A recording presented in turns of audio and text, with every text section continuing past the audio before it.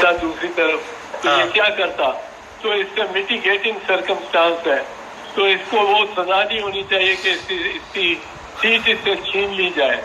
So there are so many other circumstances which may be mitigating, and that is where the grandfather comes in and thinks about it and decides whether to prosecute or not.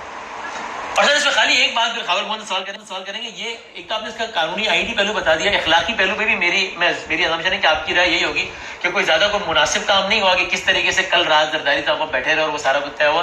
تو اس development پہ یہ tweet کیا ہے بلاول بھٹو زرداری صاحب نے, ایک زرداری سب پہ بھاری. یہ جو ڈیولپمنٹ ہوئی ہے یہ کے لیے بڑا کوئی احسن جمہوریت کے لیے بڑی نیک نامی کا باعث بنے گا جو سب کچھ ہوا ہے کہ جس پہ سارا شادیاں بجائے جائیں. آپ یہ پوچھنا چاہتے ہیں کہ زرداری صاحب نے کیا کیا کیا نہیں کیا. زرداری صاحب نے وہ کیا جو سیاستدان کرتے ہیں, کرنا چاہیے, جو ان کا حق ہے, جا کے ووٹ مانگنے کی کوشش کی. ہم بار کونسل کے الیکشن لڑتے ہیں, میں پارلیمنٹ کے لیے الیکشن لڑتا ہوں, آخری رات تک, آخری دم تک, اینڈ ایز دی کپتان سے آخری بال تک لڑائی رہتی ہے اور کوشش رہتی ہے. انہوں نے کوشش کی. یہ تو چودھری شجاعت حسین کے سوچنے کی بات تھی نا.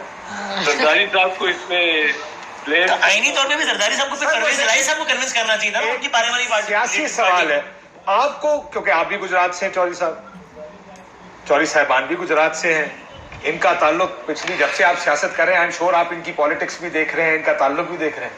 آپ کے لیے حیران کن بات تھی کہ چودھری شجاعت حسین چودھری پرویز الہی کے خلاف چلے گئے؟